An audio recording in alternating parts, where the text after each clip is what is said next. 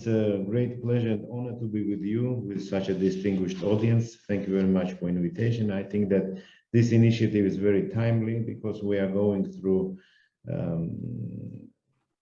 global geopolitical changes, and those platforms of cooperation which were useful maybe in the past, maybe not so good in the present and in future particularly. And Eastern Partnership is one of those platforms which were initiated by the European Union as well as others, I think, with the main aim to promote European values, standards of cooperation, criteria and traditions of European cooperation beyond existing EU borders. But we have, when speaking about Eastern Partnership, and I'll try to focus on that, I think we have to have in mind this whole geopolitical picture, because it opened. It's of course a big tragedy. It's barbaric attack and the invasion of Russian Federation into Ukraine. But at the same time, it opened qualitatively new opportunities in the region.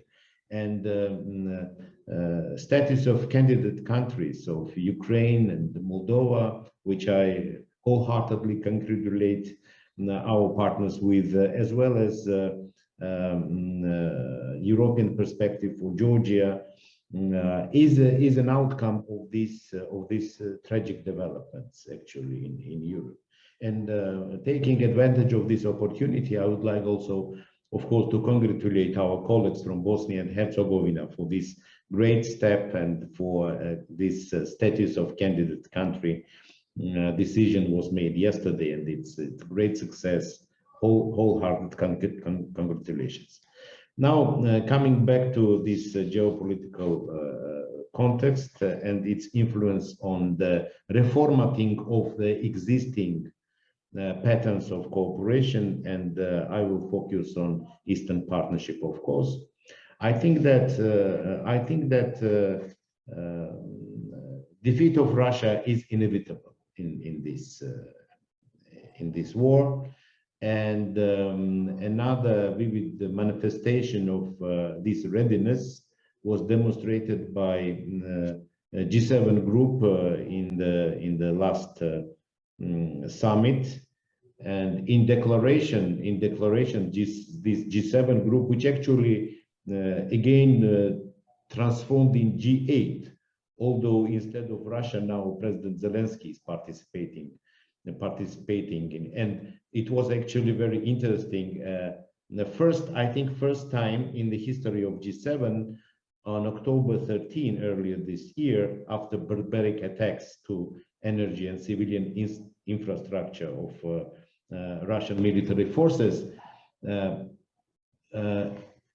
G7 scheduled meeting following the request of president of the country who is not G7 member state, and this was again President Zelensky. But what is important, I think, if you take like last statement of G7, 11 out of 18 paragraphs of the statement are devoted to Ukraine. And what is the most important, G7 again supported the peace plan presented by President Zelensky, which is well known with its 4 components. Okay, withdrawal of Russian forces to the line of 90 and 91, prosecution of war criminals, reparations to Ukraine, including reparations from Russia. And as we know, and Ursula von der Leyen, President of European Commission, already stated that European Union will start to operate and invest seized assets of Russian Central Bank, $300 billion plus $19 billion seized, freezed from Russian oligarchs, and all proceedings will go to Ukraine. And after this war will be over, then this will be a part of reparation Russia will pay to Ukraine. And last but not least, fourth component is future security guarantees for Ukraine. So I think that it's inevitable that consolidation of support for Ukraine is growing every day, and Russia is being sanctioned. It's already declared by European Parliament as a terrorism supporting state, and more national parliaments are adopting similar decisions. So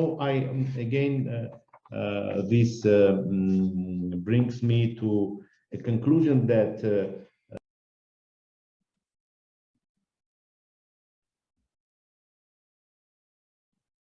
Mr. Chechelashvili, you muted yourself, please.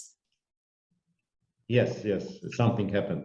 Yes, this defeat is inevitable, and then the whole network of international affairs will restructure, will be naturally restructured, because I think that after this defeat, Russia will have to focus on its internal problems, and will try to do everything in order to preserve its statehoodness into the international recognized borders of Russian Federation, which are at the moment. So, and this will have also some outcomes. Like I think that this international formats organized and dominated by Russian Federation will inevitably collapse. And first of all, those are Collective Security Treaty Organization and Eurasian Union with its customs union, and which will put two countries of Eastern Partnership, Belarus and Armenia, in a position when they would start to look for another formats to find themselves in. But for the time being, we have Eastern Partnership. This Eastern Partnership, formally, there are 6 countries in there, trio members, Ukraine, Moldova, and Georgia, who have signed the association agreements with the European Union, and two countries have candidate status. Georgia has European perspective, and now we are working in order to fulfill this 12-point plan in order to get this candidate status. Although I have to share with you my thoughts that I'm not currently very optimistic about this, because in Georgia at the moment polarization of the society is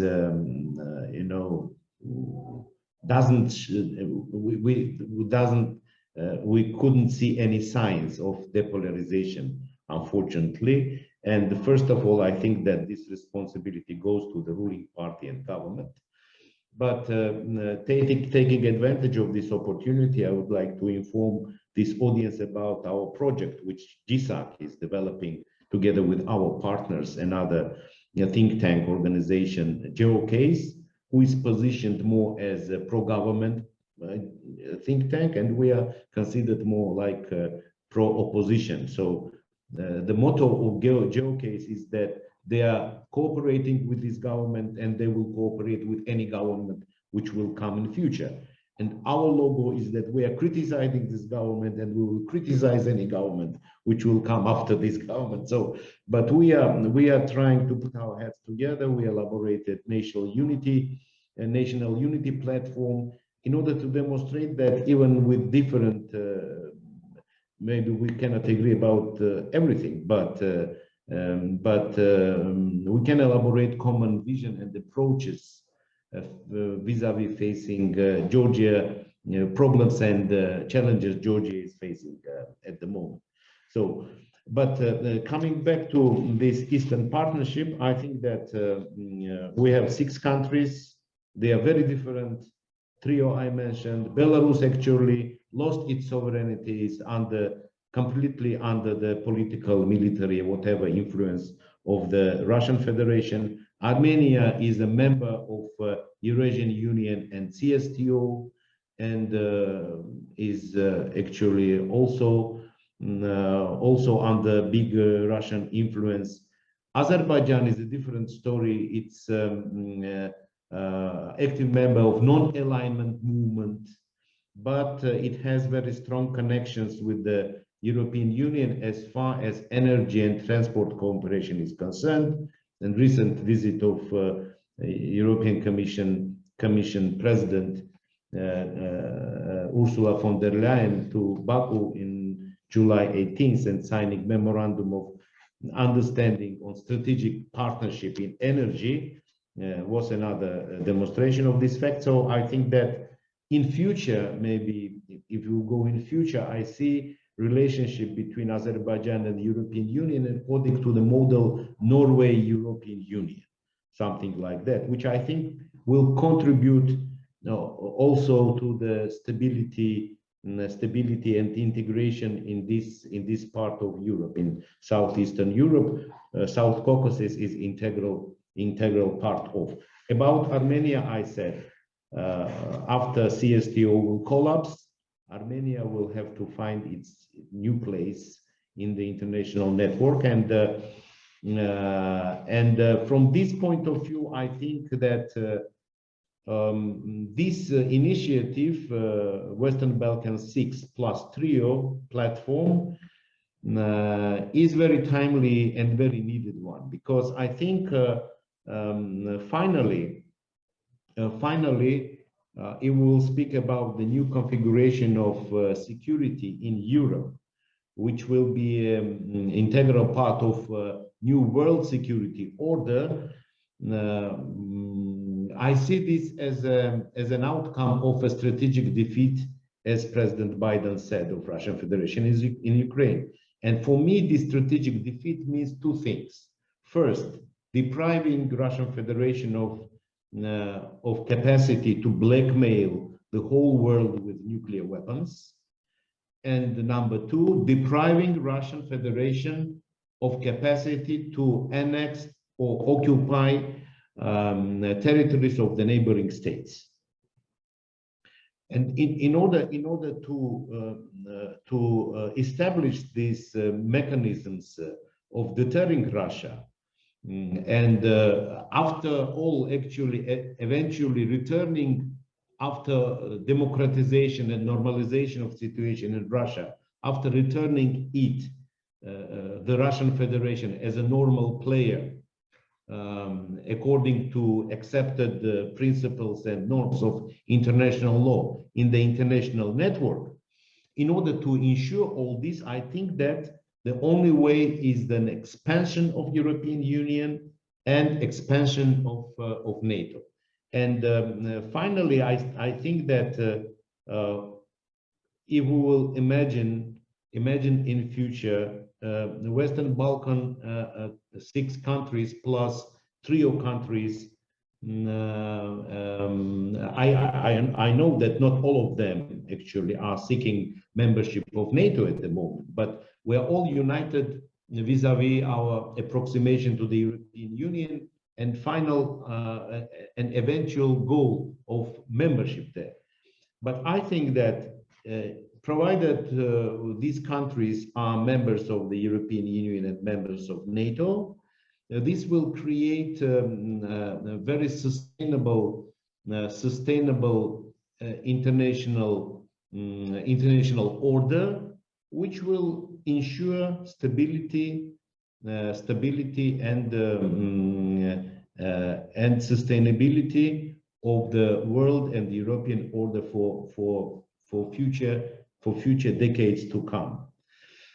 To conclude, I would like to congratulate authors of this paper, which Juliana, you so kindly presented to us. I think that it's a very good fundamental paper, and it's a very good starting point to start with. And with our unity and our integrated efforts, I think that we have good chances to convince European Union and European Commission that this platform may be useful from political point of view and for organizational point of view as well, having in mind the rational utilization of all these huge resources, billions of euros, which European Union is allocating in the pre-accession process. I'll stop here and thank you very much for this opportunity. I'll be more than glad to answer any questions which might be in the audience. Thank you very much. Thank you very much.